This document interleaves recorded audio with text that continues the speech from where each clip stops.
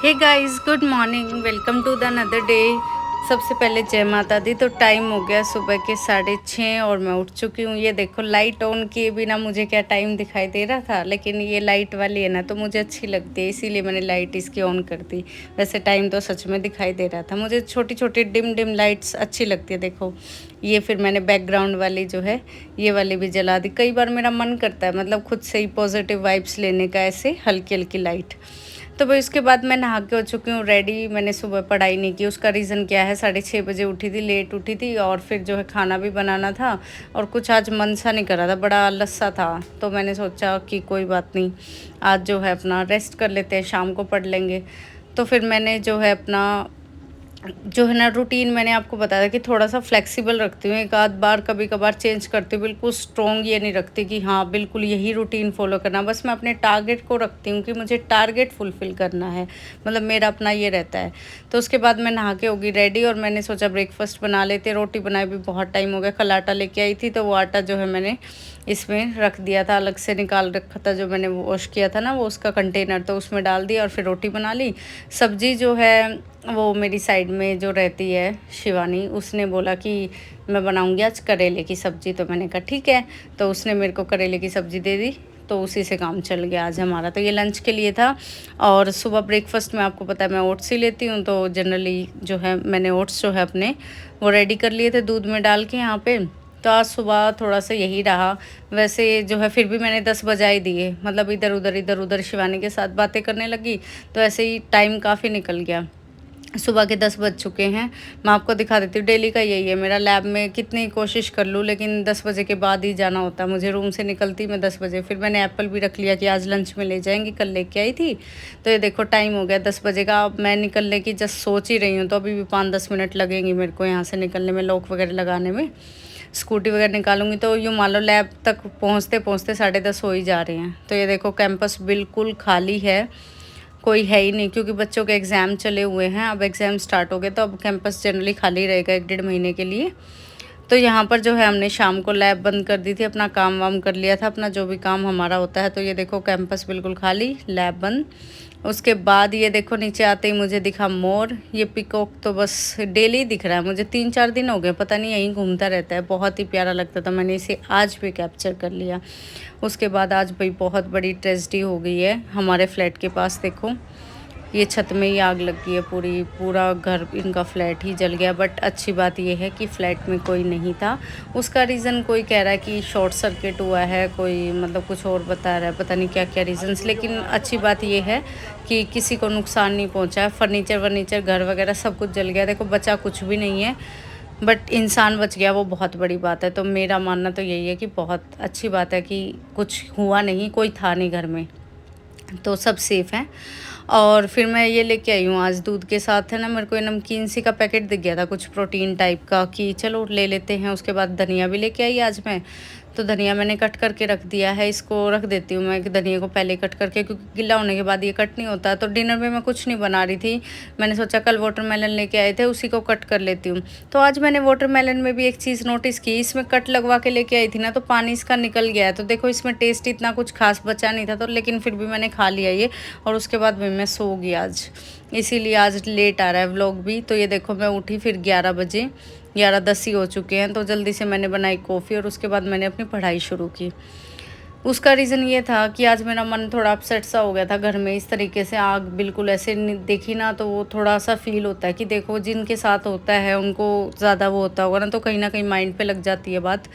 तो ये देखो आज मुझे तीनों क्लासेस करनी है, फिज़िक्स की, केमिस्ट्री की, बायोलॉजी की। तो ये 3 क्लास करेंगे।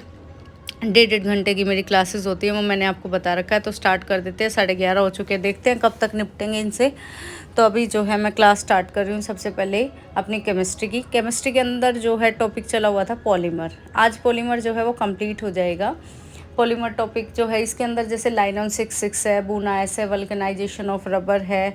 ये जो टॉपिक्स है ना सिर्फ आपको पॉलीमर ऊपर से ही पढ़ना है, मतलब ज़्यादा इसमें डेप्थ में नहीं जाना। पॉलीमर के अंदर जैसे मोनोमर की कौन सी यूनिट होती है ये आपको पढ़ना है, और दूसरा इसके यूजेस।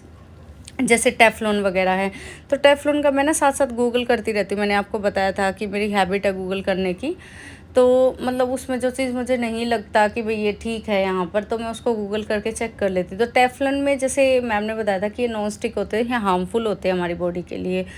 तो मैं इसको चेक कर रही थी, मैंने देखा कि आपको नॉन स्टिक जो जो भी कंटेनर्स होते हैं आपके, जो भी तवा वगैरह होते हैं इस तरीके से, पैन वगैरह जो भी, तो ये यूज़ करने चाहिए आपको एक पर्टिकुलर टेम्परेचर पे। आप भी देखना इसको चेक करके कि सिर्फ 250 तक जो है ना, टेफ्लॉन की कंपनी जो है वो करती है अलो कि तब तक ठीक है, उसके बाद फिर वो सेफ़ नहीं है।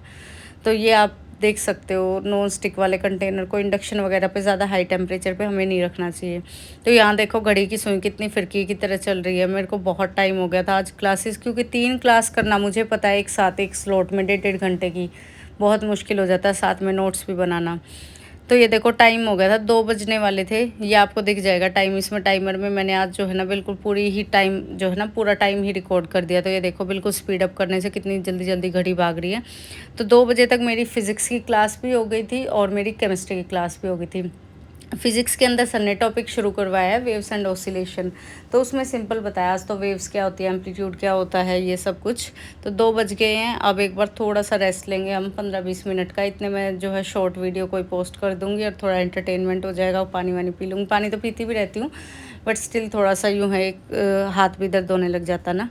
तो यहाँ पर देखो ये केमिस्ट्री का मैंने किया है और फिज़िक्स में मैंने आपको बता दिया कि वेव्स जो है वो वेव्स स्टार्ट हुई। अब बायो की क्लास हम करेंगे स्टार्ट, 2:30 बज चुके हैं, तो बायो की क्लास शुरू कर देते हैं। बायो की क्लास के अंदर जो है सर ने टॉपिक स्टार्ट करवाया भाई किंगडम, जो क्लासिफिकेशन वगैरह होता है ना, ये 9th में हमने पढ़ा था। मेरे को इतना ज़्यादा इसका आइडिया नहीं है क्योंकि बायो थी नहीं मेरे पास 10th के बाद। तो 9th में शायद हम कुछ किंगडम्स वगैरह पढ़ते थे, उसके बाद पढ़ा ही नहीं कभी। तो इसमें सर ने ये आज स्टार्ट करवाया है। इसमें प्रोटेस्टा, मोनरा और मोनेरा कुछ होता है और एक पता नहीं एक और करवाया फंगी। फंगी ये 3 बताए आज, थोड़े बेसिक बेसिक से इनके। मैं लास्ट में आपको नोट्स दिखा दूँगी। तो इस क्लास को करने में मुझे 4 बजने ही वाले थे, 4 बजे से थोड़ी पहले होगी। बायो की क्लास का ये फ़ायदा होता है कि ये सिंपली नोट्स बेस्ड होती है और सर हिंदी इंग्लिश दोनों में करवाते हैं, तो मेरा थोड़ा टाइम सेव हो जाता है। ये क्लास मेरी 1.5 घंटे से कुछ ना कुछ पहले ही हो जाती है, क्योंकि हिंदी में जब वो नोट करते हैं मैं उसको स्किप कर देती हूँ, मेरा टाइम बच जाता है। तो यहाँ पर सर ने आज ये टॉपिक स्टार्ट करवाया था। आप लोग जिसके पास बायो होगी उन्हें तो ये बहुत अच्छे से आते होंगे। बायो भी बहुत ज़्यादा वेटेज रखती है हर एक पेपर में। आप किसी भी पेपर को देखना, बायो की वेटेज बहुत ज़्यादा होती है। तो जिसकी बायो अच्छी है भाई उसके लिए तो बहुत ही बड़ा एक प्लस पॉइंट हो जाता है एग्ज़ाम्स में। तो यहाँ पर देखो मैं आपको दिखा देती हूँ कि टाइम जो है 4 बजने वाले हैं और मेरी क्लास जो है कितनी कंप्लीट हो गई है, वो मैं आपको पूरा दिखा देती हूँ। और साथ में अभी मैं सोच रही हूँ कि 4 तो बजने वाले ही हैं। वैसे मेरे को ना एक कैपेसिटी है जैसे मेरी खुद की बॉडी की, मुझे ये लगता है कि जब मेरे को हेडेक सा होने लग जाएगा तब मैं सो जाऊँगी। अब मैं जग रही थी, अब रूटीन चेंज हो गया तो क्या ही करें, काम तो करना है। तो अब जो है अभी तक मैं ठीक हूँ, हल्का-हल्का मेरे को अब 4 बजे के बाद लगने लगा था कि सर में दर्द सा होना शुरू हो गया। तो मैंने सोचा हल्का-हल्का अभी मतलब इतने में मैं पढ़ सकती हूँ, तो थोड़ी कैपेसिटी और है। तो मैंने सोचा जनरल सेक्शन को भी अभी कवर कर लेते हैं, सुबह नहीं किया था। तो कुछ क्वेश्चंस जो है मैं सिम्प्लीफिकेशन के भी अभी करूँगी, ज़्यादा तो नहीं पढ़ पाऊँगी। तो आज मैंने थोड़ा-सा अपनी कैपेसिटी को भी चेक कर लिया क्योंकि रात को जग नहीं रही थी काफ़ी टाइम से। तो है ये देख लो पूरी रात हो गई है इसमें, मेरे को पूरी रात ही निकल गई है। 11 साढ़े 11 शुरू किया था, 11:30, और अब जो टाइम हो चुका है वो जो है वॉइस ओवर कर रही हूँ उसको 5:30 हो चुके हैं। अब सोऊंगी थोड़ी देर के लिए, 2 घंटे 2.5 घंटे सो जाऊंगी। फिर यूँ है कि अपना कॉलेज के लिए नहा के निकल जाऊंगी। 10 बजे तक जाना होता है। खाना वाना बनाऊंगी नहीं क्योंकि बनाऊंगी तो उसमें टाइम लगेगा, इसीलिए जो है अपना मैंने पहले डिसाइड कर लिया कि मुझे खाना नहीं बनाना है। सुबह लंच के लिए भी मैं फ्रूट्स ले जाऊंगी। तो ये चीज़ जो है आज मैंने सोची है क्योंकि खाना बनाने में बहुत टाइम लगेगा। तो ये देखो मैं आपको दिखा देती हूँ अब।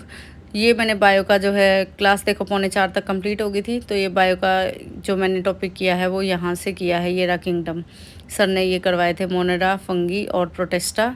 ये देखो सिर्फ ये 2 पेज के नोट्स बनते हैं इसमें क्योंकि सर हिंदी में भी लिखवाते हैं। तो अब जनरल सेक्शन की सिंप्लीफिकेशन क्लास शुरू कर लेते हैं। देखो विदाउट एनी ब्रेक मैं जो है ना सीधा ही शुरू कर रही हूँ क्योंकि टाइम नहीं है वेस्ट करने को। अगर मैंने रेस्ट लिया तो मुश्किल हो जाएगी। बस 2 मिनट का रेस्ट लिया था और कोई रेस्ट नहीं।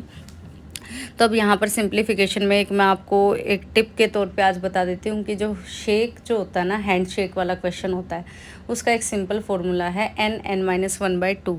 वो फार्मूला मैं आपको लास्ट में दिखा भी दूँगी सिंप्लीफिकेशन का। और एक मैंने बोर्ड मास कल आपके साथ डिस्कस किया था, बोर्ड मास में जो ऑफ होता है ना ब्रैकेट के बाद, वो वाला ऑफ पहले सोल्व होता है, उससे रिलेटेड क्वेश्चन सोल्व करके देखना जिसमें ऑफ हो, आपकी क्वेरी डाउट ज़रूर दूर होगा। मेरे से भी ये गलती हो गई थी कि मल्टीप्लाई समझते हम ऑफ का मतलब, तो मल्टीप्लाई को आपको इस मल्टीप्लाई ऑफ वाले को सबसे पहले सोल्व करना, बाद में दूसरे मल्टीप्लाई को करना है। तो ये एक बार क्वेश्चन करके देखना आप, इससे रिलेटेड 2-3 आपका ये डाउट भी क्लियर हो जाएगा। बहुत ही बढ़िया क्वेश्चन बनता है ये DSSB के लेवल को देखते हुए। तो मैंने सोचा आपको बता देती हूँ कि ऑफ पहले सोल्व होगा। ऑफ का मतलब भी मल्टीप्लाई है, लेकिन फिर भी ये पहले सोल्व होगा। और अगर ऑफ कहीं है 2 नंबर्स में, तो ऑफ वाला मल्टीप्लाई पहले सोल्व होगा और आंसर इससे पूरा चेंज हो जाएगा। लास्ट में मैं अभी आपको दिखा भी देती हूँ प्रॉपरली, जो मैंने ये 2 टिप लिखी है सिंप्लीफिकेशन में, क्योंकि इसमें ज़्यादा कुछ टिप है नहीं।